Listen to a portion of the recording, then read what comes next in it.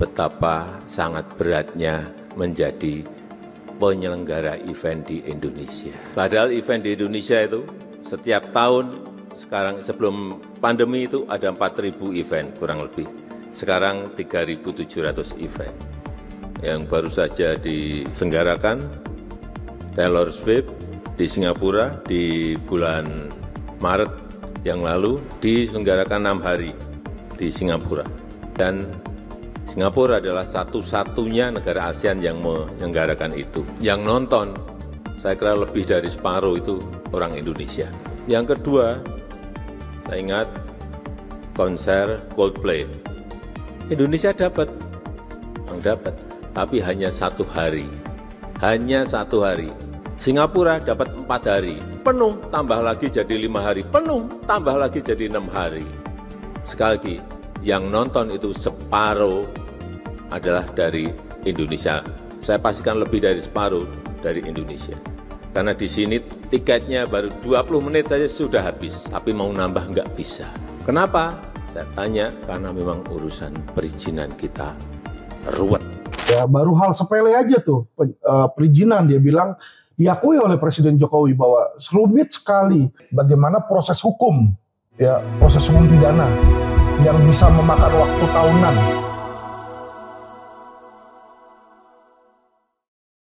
Halo teman-teman, kembali dengan saya Alvin Lim.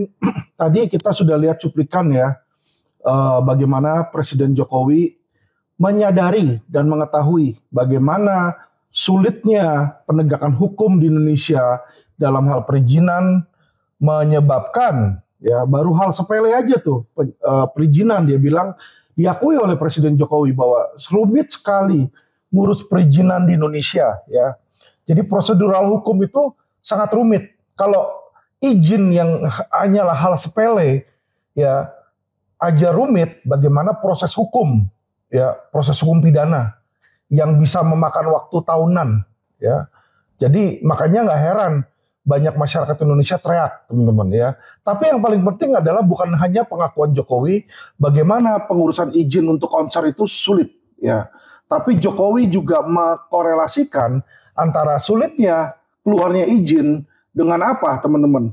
Dengan pemasukan devisa Indonesia yang berkurang. Jadi Presiden Jokowi bilang karena pengurusan izin konser di Indonesia sulit, makanya konser itu dilakukan di luar negeri. Ketika dilakukan luar negeri, makanya income-nya masuk ke luar negeri. Dia akui itu ya. Padahal kata dia 50% lebih konsumennya itu adalah orang Indonesia ya. Jadi presiden kita yang terhormat, yang kita cintai pun juga sudah mengetahui bahwa ya sulitnya proses penegakan hukum menyebabkan hilangnya potensi income, hilangnya potensi pendapatan negara Indonesia, teman-teman ya.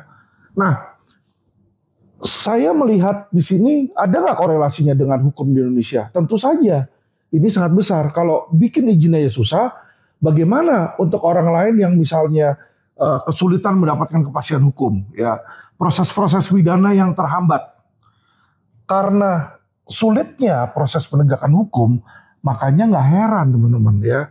Kalau tadi konser pindah ke luar negeri, ini juga nggak heran pabrik-pabrik banyak pindah ke luar negeri, teman-teman.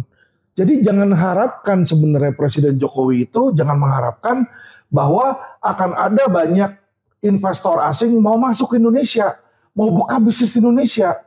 Ya, karena apa? Ngurus perizinan konser aja sulit, yang cuma beberapa hari. Bagaimana mengurus sebuah izin misalnya mendirikan pabrik, yang pabrik itu bakal ada di Indonesia tahun demi tahun, ya. Makanya orang-orang itu, investor-investor asing itu udah pada kapok bikin di Indonesia, ya. Nah, kalau Presiden Jokowi tahu dan sadar akan hal turunnya potensi ekonomi, seharusnya teman-teman ya, Presiden Jokowi ini pintar dan tanggap mengatasi lah masalah-masalah yang menyebabkan sulitnya penegakan hukum, ya. Jadi hal seperti ini kan mudah sekali diberesinnya. Ya tinggal ganti aja dengan orang yang kompeten kok. Indonesia ini banyak sekali orang-orang kompeten. Ya banyak sekali orang-orang pintar. Banyak sekali orang-orang berintegritas. Tapi kenapa yang dipilih kok kong kali kongnya sama penjahat-penjahat. Itu yang saya sayangkan sekali ya teman-teman ya. Jadi yang dipilih oleh Presiden Jokowi itu kayak contoh di kepolisian, jenderal-jenderalnya kebanyakan jenderal-jenderal oknum ya. Jaksa-jaksanya jaksa-jaksa oknum. Hakim-hakimnya hakim agungnya itu banyak yang ditangkapin KPK, teman-teman ya. Menko Polhukamnya juga Menko Polhukam yang menerima pengkhianat-pengkhianat ya. Hal ini tidak akan bisa membuat Indonesia maju. Saya sudah preaching ya, saya sudah berkhotbah nih kayak begini nih berkali-kali. Mungkin banyak orang bosen dengar saya berkhotbah ya. Banyak yang udah bilang komentar di medsos saya, udah banyak yang komentar, Vin, buat apa lu teriak-teriak kayak begitu ya? Jantung lu juga rusak gara-gara seperti itu, dan mereka juga nggak akan berubah ya. Tapi ya namanya saya keras kepala dan saya cinta sama Indonesia ya. Saya nggak bisa membiarkan Indonesia ini jatuh dan hancur, teman-teman ya. Jadi disinilah saya sekali lagi meminta kepada Presiden Jokowi, ya kan, Anda sebagai eksekutif tertinggi, Anda bisa merubah hal tersebut. Contoh, ya kepolisian, semua orang udah tahu betapa bobroknya kepolisian, ya, betapa bobroknya. Mereka bobrok itu karena banyak oknum, teman-teman ya.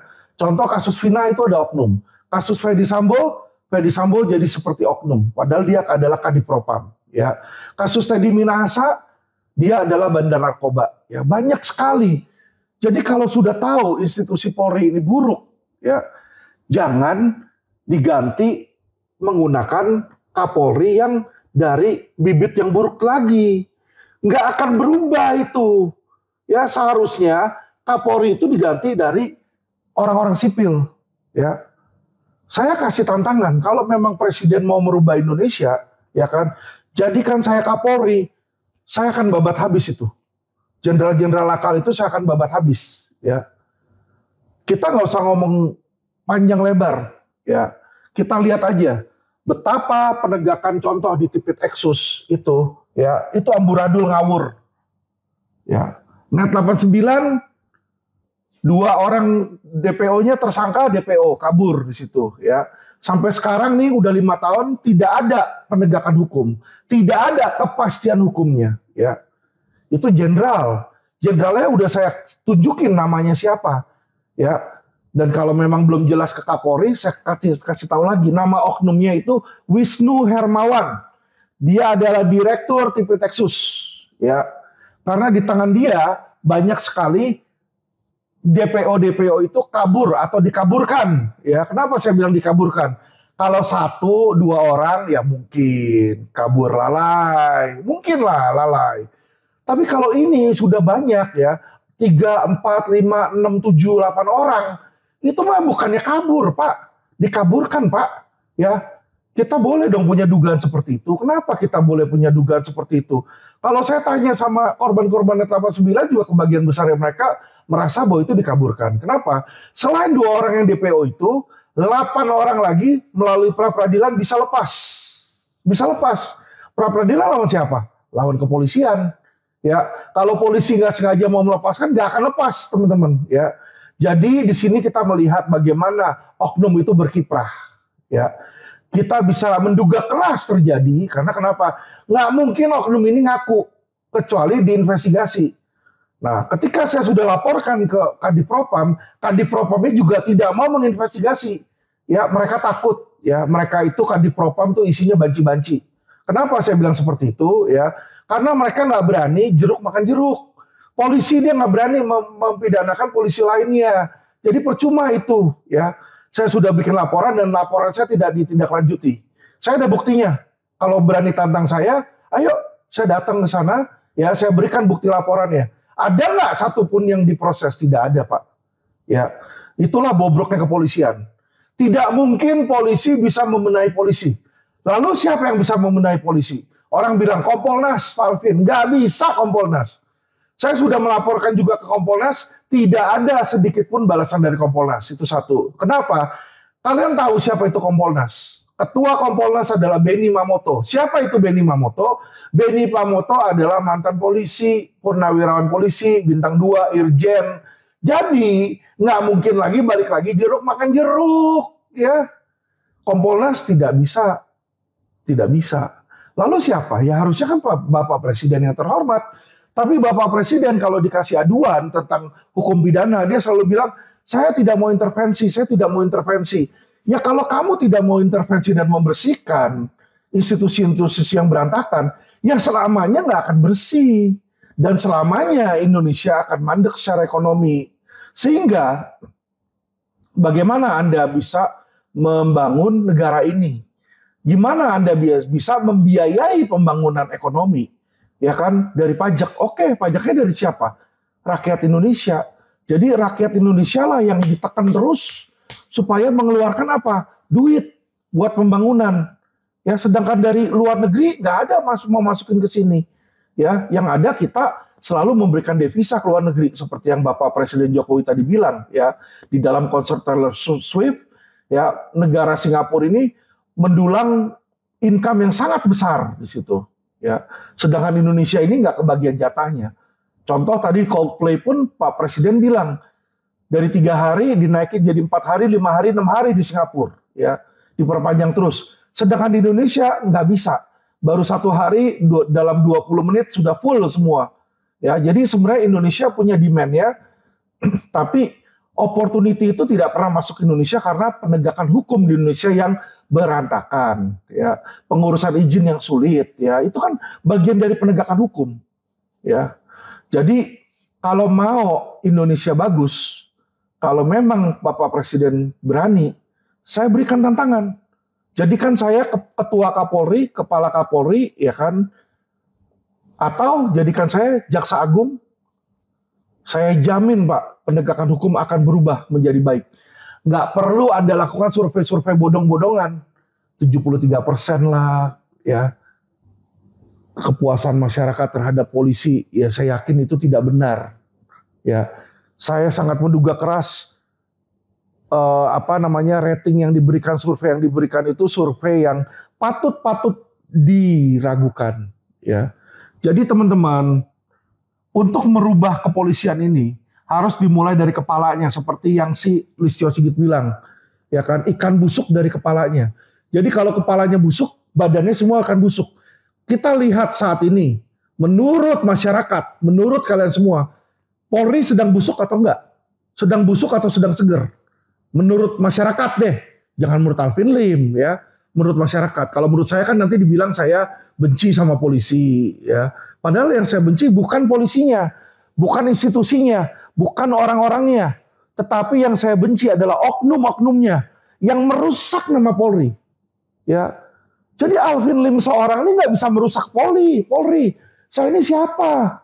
Ya, saya bukan konglomerat, saya bukan pejabat, saya bukan penguasa, saya bukan DPR, yang mana suaranya ini sangat berpengaruh. Alvin Lim ini cuma orang biasa yang sakit-sakitan. Ya, jadi kalau polisi pada takut, saya berbicara terus pada ketakutan kayak tikus, ya nggak perlu. Karena Alvin Lim ini bukan siapa-siapa. Ya, justru yang bisa rusak nama baik Polri bukan Alvin Lim Pak, tetapi anggota-anggota Polri aktif itu yang bisa merusak. Karena mereka lah apa yang dilihat masyarakat sebagai Polri. Jadi masyarakat bukan melihat Alvin Lim sebagai Polri, tidak. Apa yang Alvin Lim ngomong tidak mencerminkan polisi. Tetapi apa yang dilakukan oleh anggota polisi aktif, apa yang dilakukan oleh jenderal polisi aktif, apa yang dilakukan oleh Kadipropam yang banci, apa yang dilakukan oleh Kapolri yang tidak bisa memimpin anak buahnya, itulah yang menjadi cerminan Polri. Karena mereka lah kepanjangan tangan dari Polri, bukan Alvin Lim. Ya, ngerti ya Pak Kapolri, ngerti ya Pak Kabar Eskrim, ngerti ya Pak Kadipropam. Jadi kalian itu yang pada ngelaporin Alvin Lim itu kalian salah kaprah. Kalau kalian berpikir Alvin Lim menjelekkan nama baik polisi, ya, yang seharusnya kalian basmi, yang seharusnya kalian serang adalah oknum polisi. Karena oknum itulah yang membuat nama Polri menjadi jelek. Contoh, Anda ada roti, Anda makan rotinya. Kalau menurut Anda rotinya itu enak, walaupun orang-orang lain bilang rotinya nggak enak, kalian pasti kan akan menentang. Nggak mungkin orang saya rasakan sendiri enak. Nah, sama halnya dengan anggota Polri. Kalian yang di kepolisian ini yang seharusnya lebih tahu polisi Indonesia itu baik atau buruk. Polri itu baik atau buruk. Ya, saya baru kemarin 1-2 hari yang lalu saya mendengar bagaimana presiden berpidato, dan saya juga mendengar bagaimana tentang kasus Vina presiden bilang suruh jalan. Ya, nah apa yang terjadi setelah dibilang suruh jalan? Langsung Kapolri sama Wakapolri mereka pidato, mereka kasih press release. Dia bilang apa? Mereka mengakui bahwa penyidikan di kasus Vina itu tidak sesuai hukum. Dia bilang tidak mengandalkan crime scientific investigation. Artinya apa? Mereka tidak menggunakan proses penyidikan secara sains, secara ilmu pengetahuan. Berarti penyidikan itu dilakukan secara asal-asalan atau ngawur, ya. Harusnya kan diperiksa DNA yang seperti saya bilang, ya, diperiksa juga misalnya apa lagi? Visum, ya, dilakukan apa lagi? Ya, tes kebohongan, lie detector, ya, pakai mesin tes kebenaran. Ini tidak. Malah salah satu saksi yang kesurupan malah diperiksa, padahal saksi itu nggak pernah ada saat kejadian. Terus apa yang mau di BAP? Masa roh di BAP? Kan lucu. Kalau kayak begitu, lain kali anggota Polri itu lulusan paranormal aja, Pak. Ya, kerjanya jangan di kantor polisi, di kuburan. Di kuburan pakai menyan, doa-doa nyang nying gitu ya. Terus tanya, spirit gitu kan, siapa yang bersalah? Nanti pakai tarot ya. Kalau nggak pakai kartu tarot, pakai tuh Ouija board ya, Ouija board. Namanya siapa? Alvin. Oh, Alvin yang bunuh Vina gitu ya. Gitu aja. Kan nggak usah pakai scientific board. Makanya yang kalian periksa nanti kan orang-orang yang kesurupan. Saksi pertama, Budi yang kesurupan, hantu genderuwo ya. Bilang Alvin. Saksi kedua, si Charlie yang diperiksa sedang kesurupan, hantu ya kan, kuntilanak. Bilang Alvin. Nah, 2 saksi. Sudah Alvin jadi tersangka, gitu aja, Bos. Ya. Kan lucu kalau kayak begitu kepolisian. Kan jadi dagelan itu kita. Indonesia bisa jadi dagelan kalau kayak begitu. Akan dilihat, ini polisi-polisi Indonesia ini dilihat sama mata internasional, orang tolol atau orang goblok. Kan dilihatnya begitu. Ini idiot ini katanya. Ini idiot kalau kayak begini. Ya, makanya Pak, saya aja sebagai kuasa hukum, saya sebagai lawyer, ngelihat polisi Indonesia kayak begitu, malu saya. Itu yang kasus mobil, kasusnya pencurian mobil, yang diperiksa saksi-saksinya klien-klien saya nggak tahu tentang mobil. Kan lucu. Malah ditanya tentang kasus investasi bodong. Emangnya mobil gua dapat dari investasi bodong apa? Ya kan? Berarti apakah penyidik agung itu orang pinter? Goblok itu kalau udah kayak begitu, ya kan? Terus gimana Kanitnya di Arief? Ya goblok juga kalau kayak begitu. Ya, saksi itu mestinya yang melihat, mendengar, dan mengetahui. Itu kata KUHP. Nah, ini orang-orang yang nggak tahu, ini yang diperiksa. Ya, dan mereka memeriksa perkaranya hal yang terpisah. Tentang kasus Kresna Life malah. Kan lucu. Mobil gue beli pakai duit gue, kagak ada uang Kresna Life sama sekali di situ. Kok bisa diputer-puterin ke sana? Dan lucunya, ya kan, lucunya penyidiknya itu, ya kan, bisa berpikir seperti itu. Karena apa? Dia ini nggak ngerti hukum. Dia ini bukan ahli hukum, ya. Nggak heran. Makanya polisi-polisi itu, saya sudah bilang, ya. Waktu itu orang kesel karena saya bilang polisi Indonesia itu tidak punya skill, tidak punya ilmu, ya. Kalau Bapak Kapolri bilang anggota Polri melakukan penyidikan tanpa melakukan crime science information, investigasi, saya setuju. Karena apa? Ya, karena polisi Indonesia itu lulusan bukan sarjana hukum. Harusnya kalau dia lulusan sarjana hukum, dia akan menggunakan crime-nya itu, kejahatan itu diselesaikan dengan sains. Sains dari kejahatan, ilmu hukum dari pidana, crime ini kan pidana. Ya, sains itu kan ilmu pengetahuannya. Ilmu pengetahuannya ya ilmu pidana. Ilmu pidana itu dipelajari kalau Anda mengambil jurusan sarjana hukum, Pak Kapolri. Makanya kalau penyidik-penyidik di Indonesia ini kebanyakan masih yang ya pangkatnya rendah lah ya. Itu Aibda, Ibda di situ. Nah, saya lihat gelar mereka apa di belakangnya? Gelar mereka itu IP, SIP, Sarjana Ilmu Kepolisian. SIK, Sarjana Ilmu Kepolisian. Jadi itu mereka ahli polisi, bukan ahli pidana. Ya, makanya nggak heran mereka tidak menegakkan secara ilmu pengetahuan karena mereka nggak dikasih ilmu pengetahuan untuk menyelesaikan pidana, Pak. Ya, beda sama jaksa. Jaksa itu kita lihat lulusan SH semua, SH, MH. Ya, beda sama polisian, SIK, MIK, ya, Register Ilmu Kepolisian, ya, Sarjana Ilmu Kepolisian, SIK, ya. Jadi nggak heran kalau jaksa-jaksa ini lebih pintar daripada polisi. Polisi itu lebih sistemnya nge-push, ya, sistemnya nge-push. Jadi kayak saya nih dengarkan informasi bahwa pihak kepolisian ini sedang nge-push kasus apa? Kasusnya si Panji Gumilang, ya. Kasusnya Panji Gumilang itu sejak mereka diperadilan itu hampir tiap hari tuh Wisnu Hermawan tuh ngetem berkantor di Kejaksaan Agung karena dia sedang melobi Direktur Tindak Pidana Umum agar supaya kasusnya Syekh Panji Gumilang ini bisa di P21. Ya, kita lihat aja nanti berhasil nggak P21 atau malah akan tetap di P19, akan dikembalikan berkasnya. Ya kenapa? Karena mereka belum melengkapi berkas. Saya tahu sendiri saksi-saksinya yang belum pada diperiksa kok. Gimana kalau P19 suruh periksa saksi, tapi dia tanpa periksa saksi terus mau dipush, ya. Jadi Pak Presiden Jokowi, Pak Kapolri yang terhormat, kalau Anda bilang kasus Vina itu tidak diselesaikan saintifik, bukan hanya kasus Vina, Pak.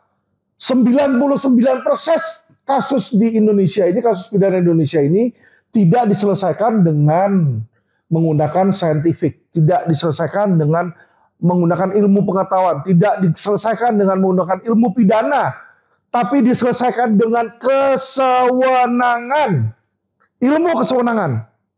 Ya, jadi saya akan rubah SIK ini yang tadinya sarjana ilmu kepolisian menjadi sarjana ilmu kesewenangan. Ya, jadi polisi-polisi Indonesia ini banyak oknum-oknum dan oknum-oknum ini ya gelar SIK-nya berbeda dengan gelar SIK polisi baik. Ya, kalau polisi baik sarjana ilmu kepolisian, kalau oknum polisi sarjana ilmu kesewenangan. Jadi dia hebat sekali. Ya kan? Kayak contoh hari ini kami menerima panggilan dari kepolisian untuk BAP. Ya. Panggilannya untuk kapan? Untuk hari ini juga. Terima jam 2 siang, BAP-nya jam 4. Hebat kan? Padahal sesuai KUHP, panggilan itu harus minimal H-3. Ya. Jadi di polisi-polisi ini nggak belajar ilmu pidana, dia belajar ilmu kesewenangan. Jadi jangan heran kalau Anda mau misalnya mendampingi tersangka atau mendampingi ya kan, nanti dia punya aturan sendiri di luar aturan KUHP. Misalnya Anda mau menengok ya terpidana yang mana adalah klien Anda, kuasa hukum, kita sebagai kuasa hukumnya, nanti bisa tiba-tiba harus izin dulu ke penyidik. Padahal di KUHP nggak ada tuh bahwa polisi harus mengizinkan lawyer sebelum berkunjung. Nggak ada. Hukumnya nggak ada. Yang ada hukumnya adalah kuasa hukum boleh kapan sewaktu-waktu, kapan saja mengunjungi kliennya. Padahal seperti itu isi KUHP. Tapi dipelintutin. Oh ya bisa dengan izin. Ya, jadi disinilah mereka belajar ilmu kesewenangan. Pak Presiden Jokowi yang saya cintai, Indonesia tidak akan berubah kalau Anda tidak merubah pucuk pimpinan.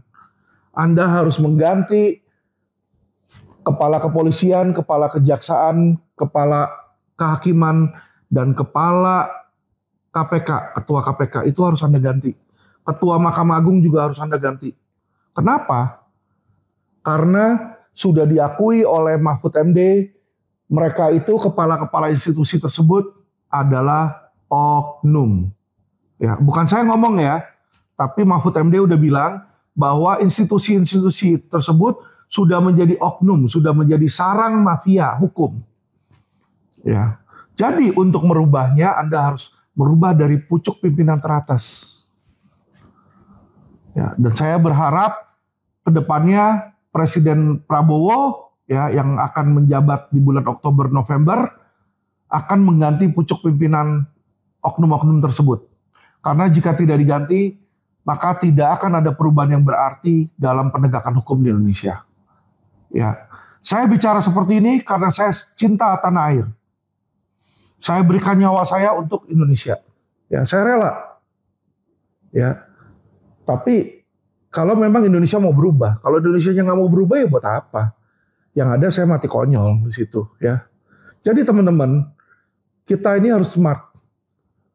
Indonesia ini kita harus smart, ya.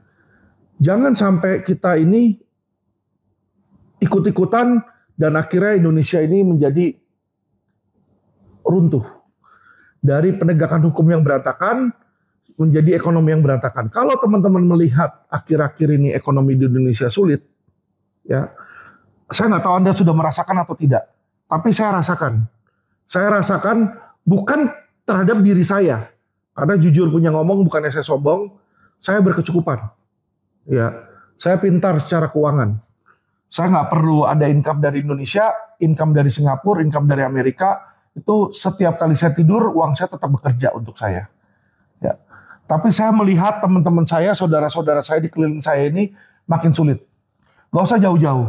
Ketika saya adakan aja sumbangan Idul Adha kemarin, ya memberikan 500.000 untuk 10 orang, itu yang menghubungi saya udah lebih dari 100 orang yang membutuhkan. Bisa dibayangkan, berarti begitu banyak orang kesulitan, begitu banyak orang Indonesia yang masih membutuhkan uluran tangan.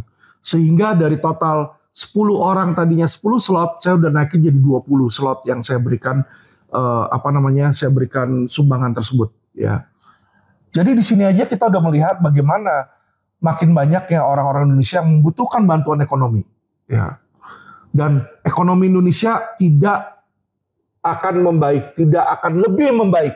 Tetapi saya akan beritahukan bahwa ekonomi Indonesia ini makin lama akan makin buruk, makin lama akan makin parah. Ya, tergantung kita sebagai masyarakat Indonesia siap atau tidak. Ya, dan saya rasa pemerintah seharusnya membantu hal tersebut. Dan pemerintah pun sebenarnya sudah tahu bahwa keuangan ini lagi sulit. Kenapa? Karena Presiden Prabowo ini, info yang saya dengar mau menaikkan suku hutangnya dia, ya tingkat hutangnya itu dari 30% menjadi 50%, ya. Berarti Presiden Prabowo pun berasumsi bahwa dia pun membutuhkan income yang lebih karena pengeluaran itu lebih banyak daripada pemasukan. Ya, dan hal itu dirasakan bukan hanya oleh pemerintah, tapi dirasakan oleh masyarakat. Masyarakat ini berharap bahwa income-nya bisa 40% lebih dari yang dia punya sekarang. Ya, banyak yang kesulitan, makan kesulitan, membayar hutang kesulitan, sehingga terjadilah banyak kejahatan. Ya, mungkin bukan kejahatan di pinggir-pinggir jalan, tetapi lebih kejahatan berkerah putih. Ya, yang kita lihat ya, pembobolan bank, korupsi lebih banyak di situ. Ya, jadi penjahat-penjahat kerah putih inilah yang makin banyak berkeliaran, teman-teman. Ya. Jadi itu saya beritahukan ke kawan-kawan untuk bersiap-siap ya bahwa ekonomi kita tidak akan lebih baik karena apa? Karena penegakan hukum kita juga tidak baik ya, dan banyak tokoh-tokoh masyarakat yang sudah menyadari ya, walaupun sadarnya terlambat kayak si Mahfud. Mahfud itu dulu waktu jadi Menko Polhukam jarang dia komplain. Sekarang setelah dia mundur dari Menko Polhukam ya kan, setiap hari dia komplain di podcastnya dia terus terang tuh ya. Dia bilang di sini, Presiden kalau saya jadi presiden saya benahi, kalau saya jadi presiden saya benahi. Tapi ya angin surga aja itu kalau saya jadi presiden, karena dia cuma berkeinginan menjadi presiden atau wapres ya. Sedangkan waktu dia menjadi Menko Polhukam dan presiden selalu bilang, saya serahkan masalah hukum ke Mahfud ya. Nggak ada yang dia bikin, nggak ada gebrakan-gebrakan yang dia bikin. Ya kalau dia bilang dia selesaikan Indosuria, selesai apa? Ya aset sitannya aja sampai sekarang itu nggak beres. Aset sitannya sampai sekarang aja nggak beres, sudah 5-6 tahun. Ya korban-korban Indosuria ini masih teriak-teriak. Apa kabarnya dengan kejaksaan? Yang mengeksekusi ini kan harusnya kejaksaan. Halo kejaksaan, apa kabar kejaksaan? Kejaksaan Agung. Ya, sudah berganti, Tipidumnya juga udah mampus, di situ udah mati. Tapi tetap aja nggak beres juga, udah ganti di Jampidum yang baru, toh si Profesor Asep tetap aja nggak beres, nggak selesai Indosuria. Ya, jadi kita lihat di sini teman-teman bahwa penegakan hukum di Indonesia bukan hanya rusak, berantakan, kritis, ya. Jadi sudah tidak perlu itu. Oke, teman-teman. Ya, jadi agar supaya masyarakat sekalian bisa mengetahui keadaan kita ini, ya, bahwa penegakan hukum yang buruk nanti akan berakibat kepada rusaknya ekonomi dan rusaknya politik. Makanya orang berlomba-lomba mau ngambil kekuasaan karena apa? Karena mereka mau jadi kaya. Karena si penguasa pasti kaya di situ, teman-teman ya. Si penguasa punya kekuasaan dan dia punya kenyamanan secara ekonomi. Oke, teman-teman, saya rasa sudah cukup. Semoga teman-teman bisa makin cerdas dan makin baik terhadap Indonesia. Kita mengharapkan adanya pahlawan-pahlawan baru, teman-teman. Oke, terima kasih. Salam cerdas hukum.